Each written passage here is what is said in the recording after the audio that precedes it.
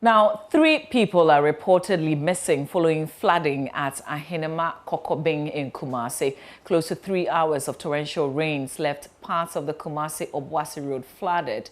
The people who were part of a group who joined a Kia truck had jumped off as the vehicle almost got drowned when it attempted to cross. Here are some eyewitnesses. We'll bring you the eyewitness accounts a bit later, but at the time of filing the report, our correspondent said the National Disaster Management Organization were yet to visit the scene. Residents are blaming poor construction and building in waterways for the flood. Other areas of the city witnessed similar incidents. Now, he set up a physiotherapy center and promised his clients the best of results from their treatment. But patients became victims of sexual abuse at the hands of their helper, Jonathan Ohene Nkunim, who ran his treatment center at Bawe in Accra. He told desperate women with various health conditions that they needed to be sexually aroused before they could be treated. The police arrested him following the latest expose. Here are excerpts of a documentary by Manasseh Azere Awini of the Fourth Estate titled The Licensed Sex Predator. When I do it continuously, I get sexually unstable. He starts by massaging and inserts his entire hand in my vagina. And sometimes I felt his hand in my womb. I think I'm not the first victim, according to the rumor I heard. I believe that is something probably he does to innocent women or wives, people who come seeking medical attention. And it's random. It's not like every woman I see. He came inside and then he hugged me. Then things got more intense. He was touching me, kissing my back, fondling my butt, and trying to find his way inside my vagina. I noticed that he was actually massaging my buttocks and inserting his fingers into my vagina. The next I knew, it was his penis. It comes to me as a surprise. I am not aware of any, condition. And in this case, it's a lumbar spondylosis. I am not aware of any such condition that would require the patient to be sexually aroused before treatment can be administered. No, it is a surprise. Things go on, so I'm really surprised. You're saying it's not true? If you tell me the truth, I should be in jail by now.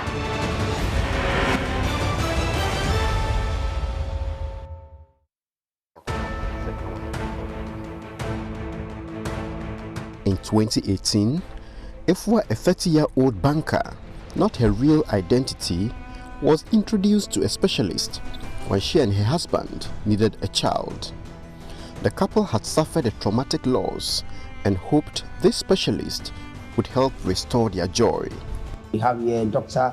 Jonathan Ohene Nkunim of the Nature's Hand Therapeutic Center at Bawe. Doc, welcome to the show. Initially, I was kind of reluctant since I didn't really know how he used to operate. I decided to give it a try. I was there at the clinic and actually, he doesn't do the normal diagnosis that you'll be asked to do a lab and those things. He actually has a way. He checks, I don't know whether your pulse or something behind your palm, which looks strange, but that's how he's able to tell if you have a condition or not. He said he learned it in China. There's the back of the hand and it has like 360 points. Okay. There, so if I want to check this, I want to check how you sleep, so I check the pulse and the nerve points. And okay, so what are you checking now? I'm checking your sleep ratio, actually. My sleep ratio? Yes. Okay, and? 4 hours, 35 minutes, give or take 10 minutes. Yesterday? Yes, last night to this morning. This guy's a prophet. No, I didn't sleep early. I stayed up late because I was working on a script. So. And today your eating has been a bit off. You've taken a lot of water, which is good, but your eating is... Yes, I've taken a lot of water today. Yes. And I've just eaten once, something very little. Okay. Okay. But all in all, you have a very good pulse. Your heart is very, very good. My heart is good. Very, very circulation. Is a liar. I won't say 100%, but some were kind of accurate, so. And he mentioned that I had a problem with my cervix and that kind of thing. So I needed to do a procedure which would help me to conceive once therapy had been done. I asked what the therapy was about, and he said he had to insert like a probe into my reproductive vagina, let me put it that way.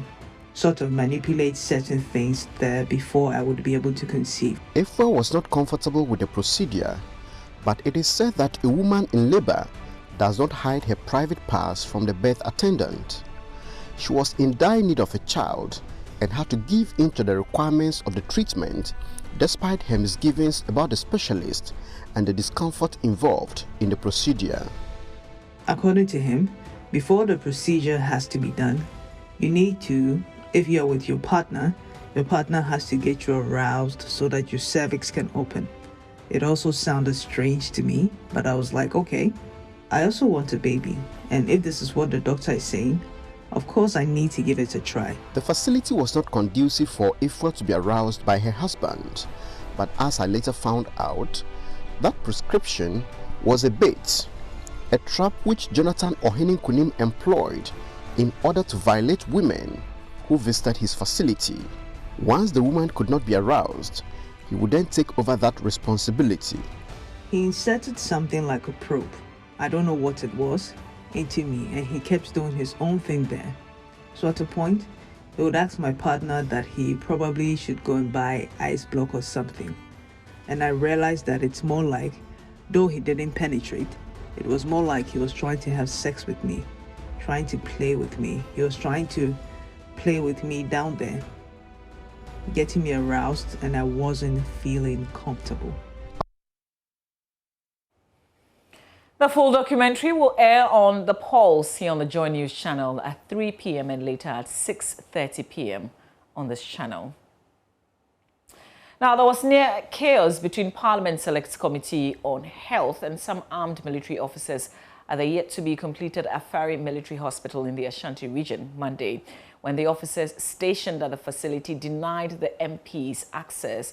The soldiers are said to have told the committee, which is embarking on an unannounced visit to some abandoned health projects in parts of the country, they needed clearance from other officers at the military high command.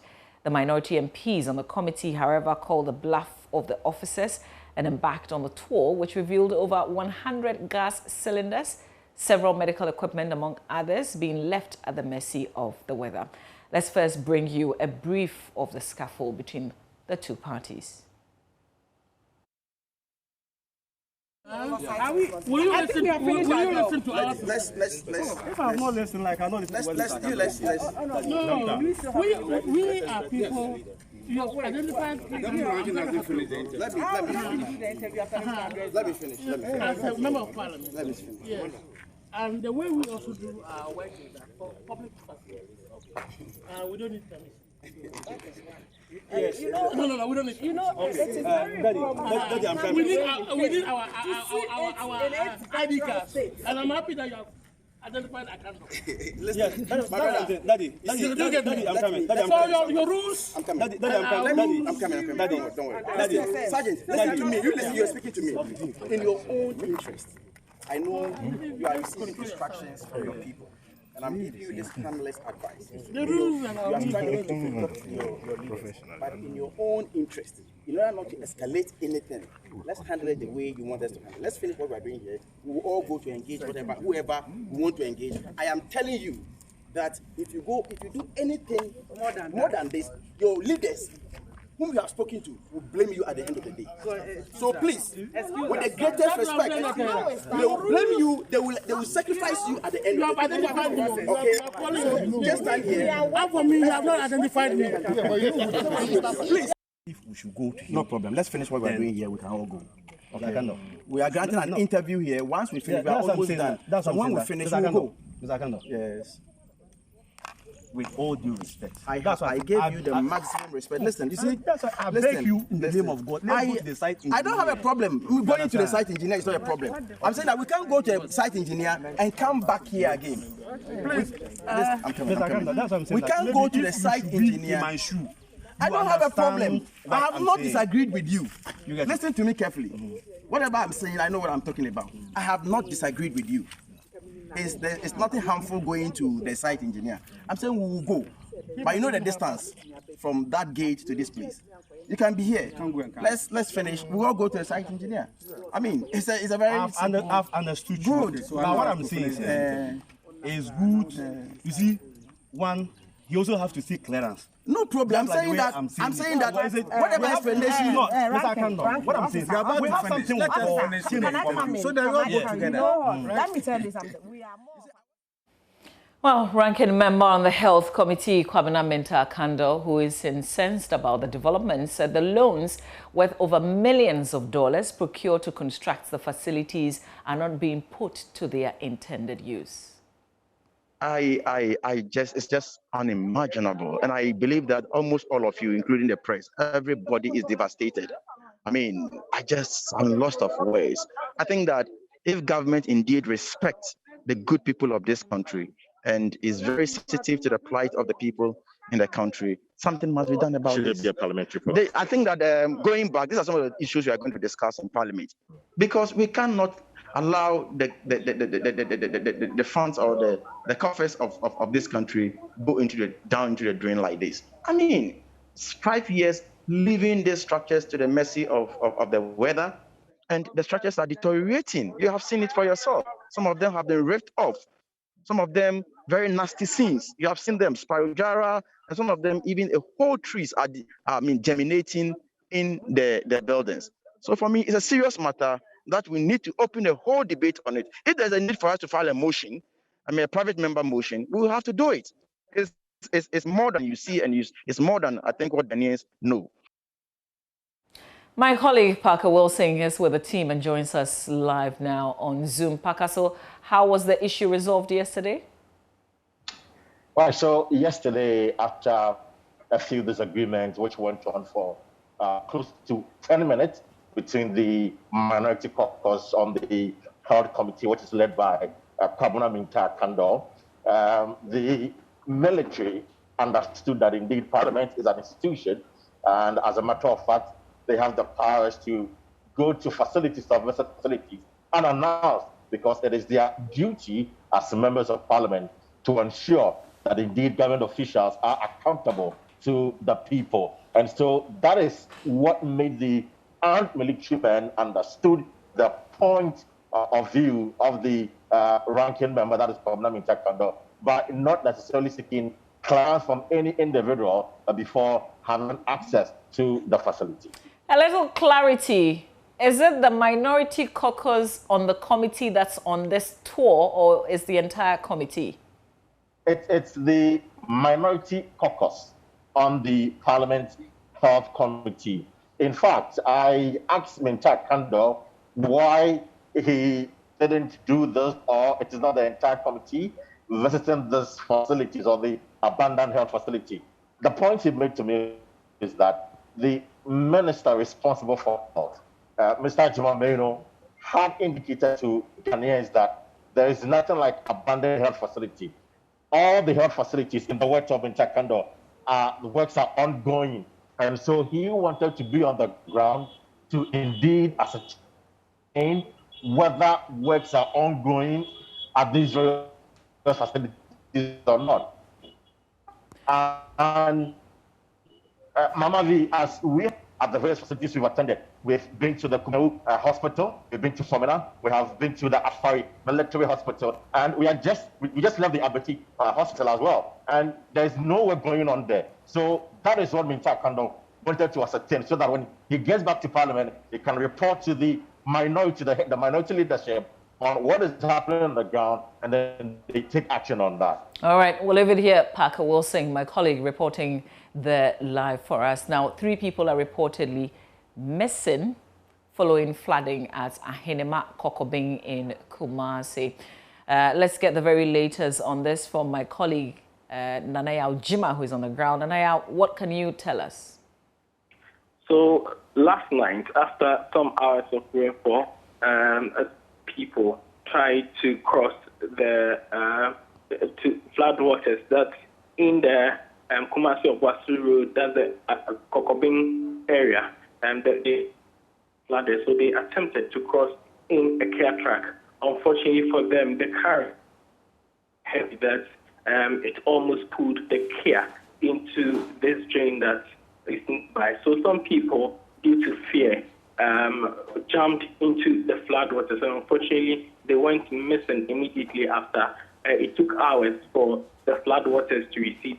At this moment, some people in the community have been trying to find the 3 people who went missing yesterday. Now, before I left the area, the NADMO was yet to get to the area and help the people in their search efforts.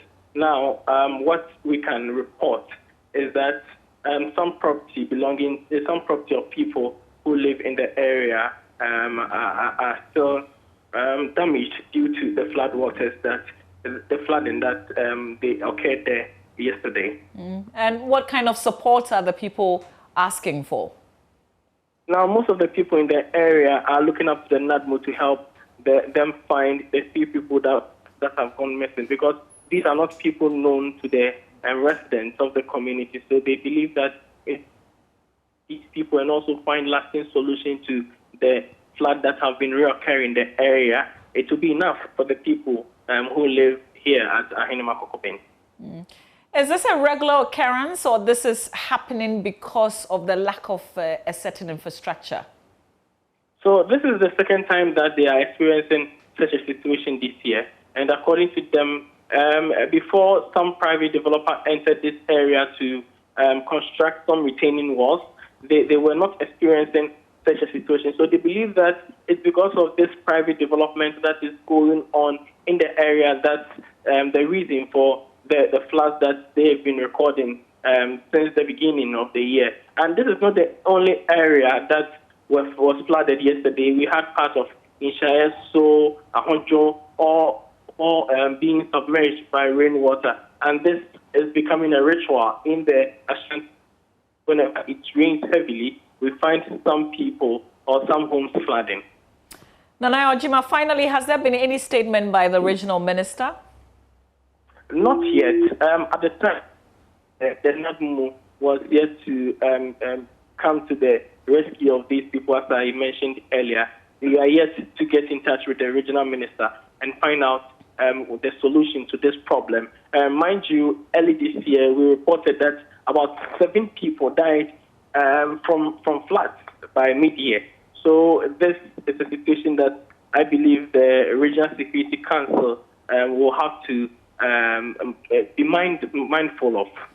All right, Nanaya Ojima reporting there live from the Ashanti region for us. Now, Director of the Faculty of Academic Affairs and Research at the Kofi Annan International Peacekeeping Training Center, Professor Kwesi Enin, has called for a complete overhaul of Ghana's security intelligence system. According to him, the Justice Kumsin Committee of Inquiry into the EJURA disturbances revealed a complex failure in security decision-making in the country. Government recently released a 55-page report submitted to it by the 3-member committee into the events and the associated deaths and injuries. The committee recommended, among other things, the immediate transfer of the district police commander of EJURA and the removal of the municipal chief executive.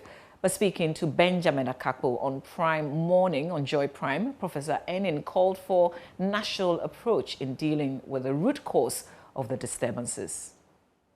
My only sort of discomfort with the report and its recommendations is that although it was an EJURA-specific committee, particularly the recommendations about the dismissal of the MCE, the training of DCEs, and then district security councils and metropolitan security councils ought not to have been limited to Ashanti region, I think.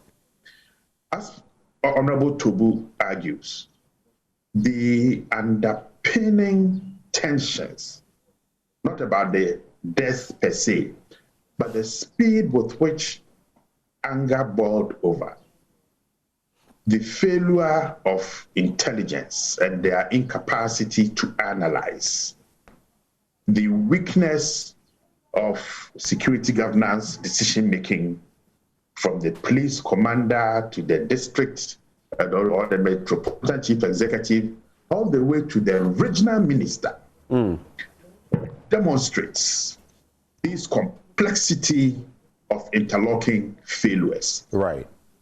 And we've seen it in other parts of the country where security decision-making is either slow, is based on false or faulty intelligence, is based on weak analysis, offering very poor options for response. Laws were right from when the victim was brutalized, the urge or the expectation of the community and the family, right, a duty of care, the lack of sensitivity by the police commander, the failure of the National Intelligence Bureau individual for the area also, the municipal chief executives' disgraceful, dismissive, unacceptable behavior, and that intelligence flaw or the break in the intelligence cycle was that it took the minister a considerable number of days for him to intervene. And that intervention was limited to a military option, which was most unfortunate. Speaking on the same show, former Secretary to the IGP and member of the Defence Committee of Parliament, Peter Tobel, called for a political will to decisively implement the recommendations made by the Justice KUMASI Committee of Inquiry. I also want to thank His Excellency the President with the agency with which he set up that committee. Even though many of us argued, we would have preferred a presidential commission instead of a ministerial committee. But so be it. He's done it, and then the report has been submitted. I think, as Professor Kwesini has said, sometimes it's just a matter of assuaging and letting people verify. Whatever it is, the report has been submitted. The people who sat on this committee, fantastic 3 people, okay? And they did a good job. The report has been submitted. The president wanted it to be done within 10 days.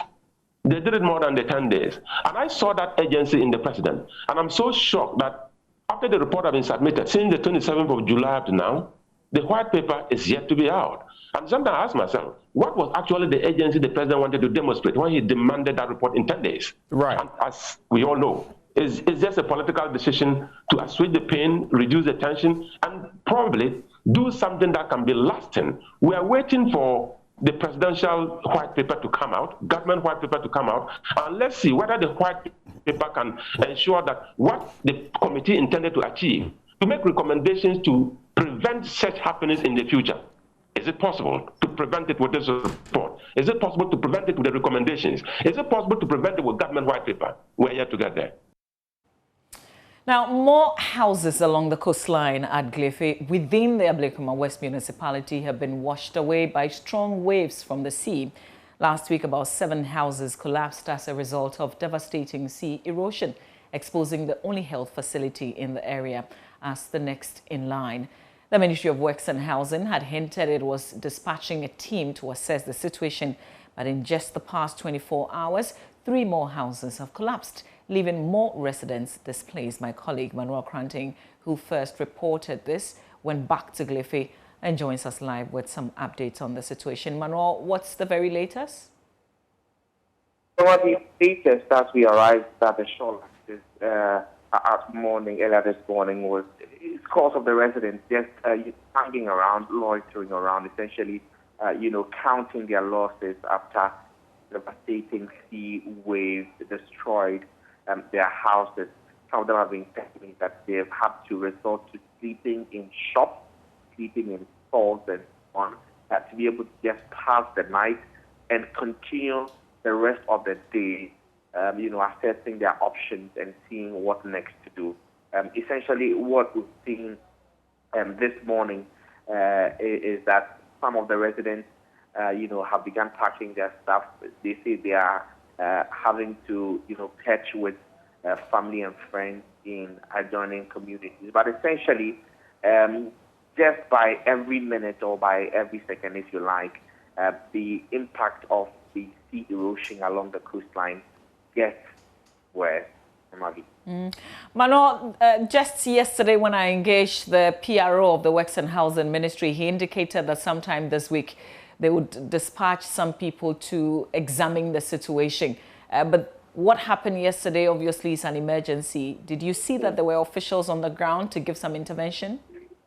Yes, indeed, Mama V, the urgency of the situation could not allow for the wait till when the Ministry of Works and Housing officials are able to do the assessment. Indeed, when we arrived on site, just a couple of minutes after we arrived at the site, the project manager, Godfred Clark, who had arrived with a team of other, workers, contractors, to begin, a temporary shield, as it were, to support the coastline and, minimize the impact of the waves against the audience here.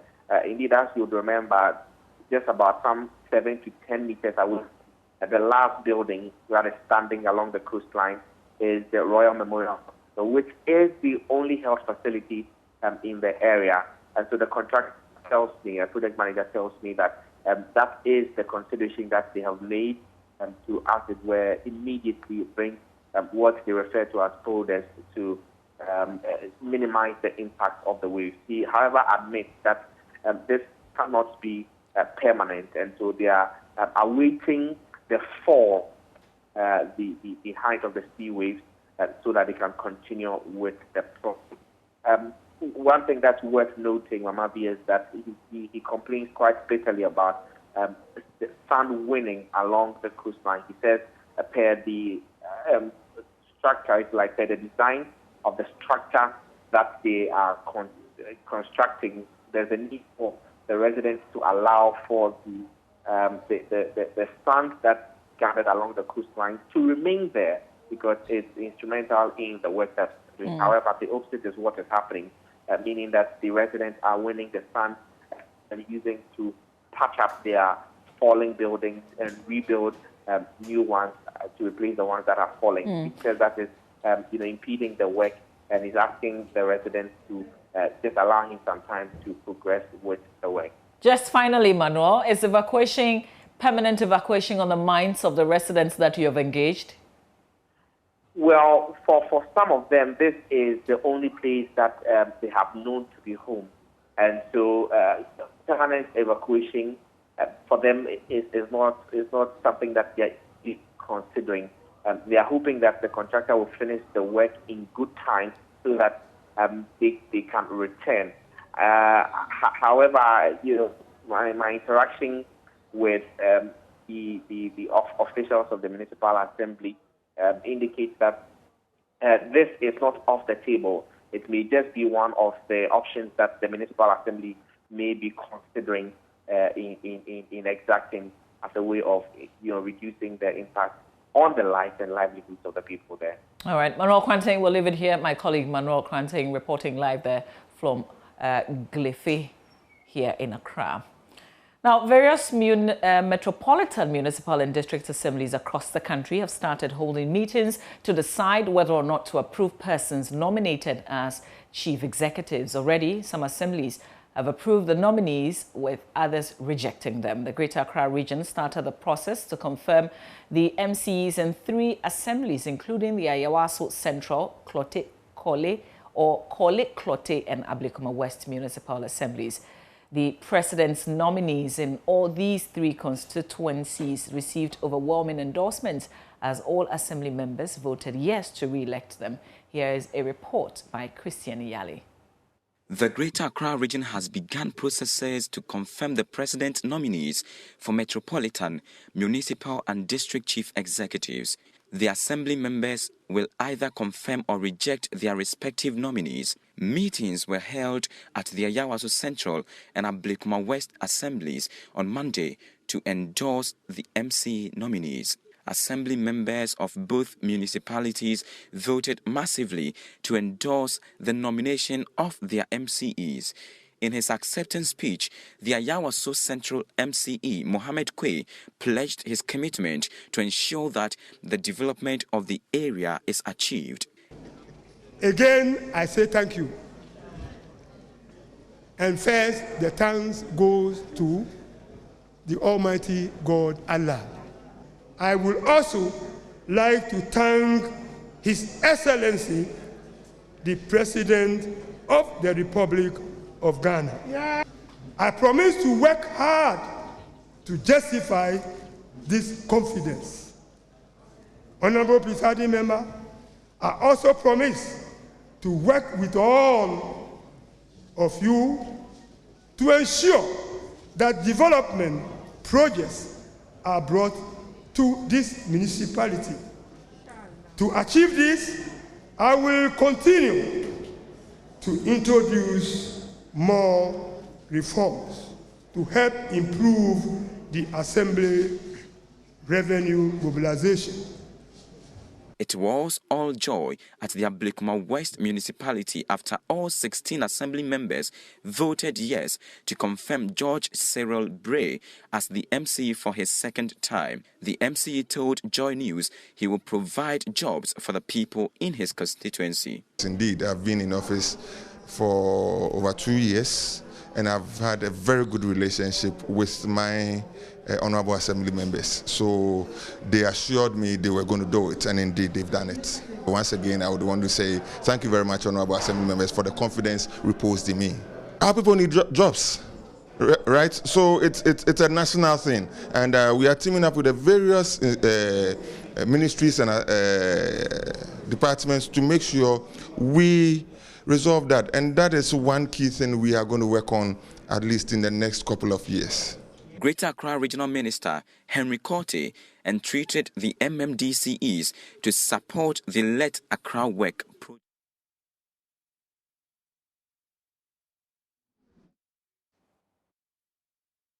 Elected MMDCES to work together with the assembly members.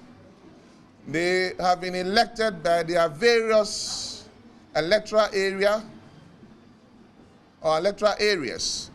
A level of confidence has been reposed in them.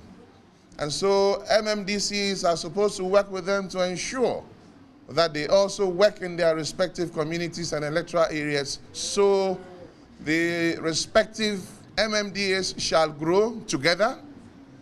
Greater Accra shall grow together. The Let's Make Accra Work agenda will stand. And at the end, Mr. President will be seen as having served the good people of this country in unison. Christian Yales report for Joy News. This is Joy News. Today we'll return with business with Daryl Kwao. Stay with us.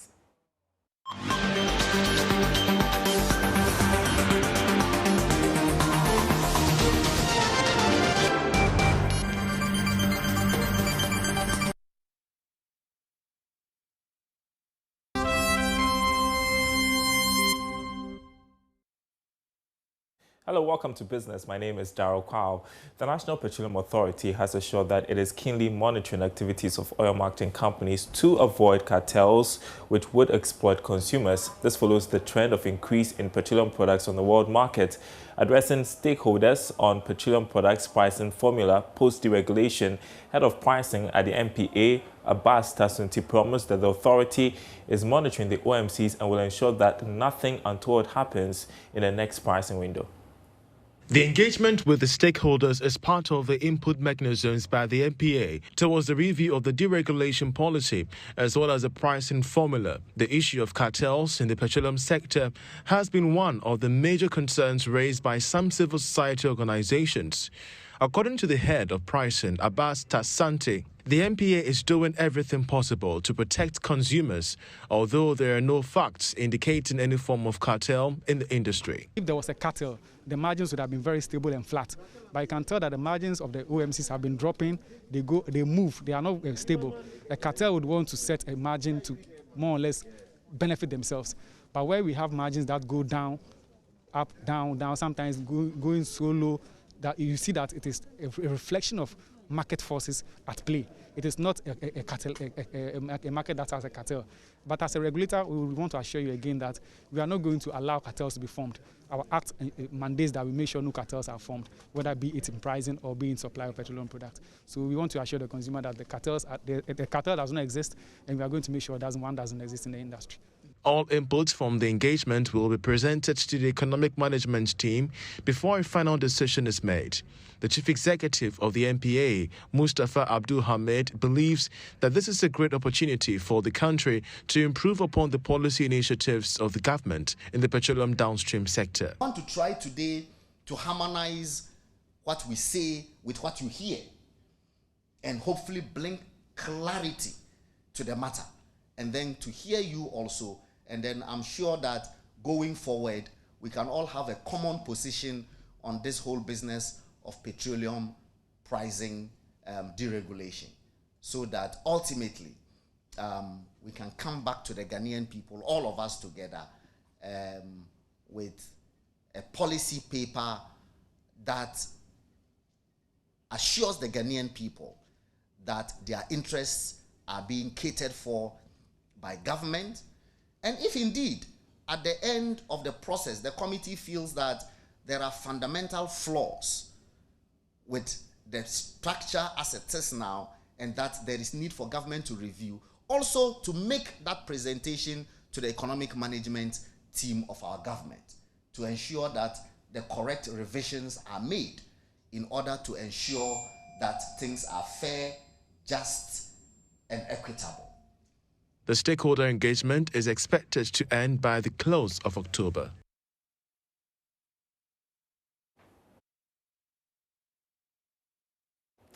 In other news, the United States Department of Agriculture has invested about $200 million in the poultry sector through the just-ended Ghana Poultry Project. According to technical lead of the project, Raymond Dente, the investment was in the form of grants to improve egg processing, digitized trading along the value chain, amongst others. He disclosed this at the Ghana Chicken Regulatory Forum, which seeks to educate industry players on regulatory activities. Poultry sector in a period of 6 years has benefited from about $200 million from the United States Department of Agriculture. Speaking to Joy Business, technical lead of the Ghana Poultry Project, Raymond Dente, disclosed that the investment was given out as grants to modernize the poultry industry. We have trained our farmers to increase their efficiency. Close to 10,000 farmers in the poultry farmers, various actors in the value chain. So in the Ashanti, Brahafo, and Greater Accra region. And we've also done demos with the farmers to prove to them that you can raise your broilers in 6 weeks.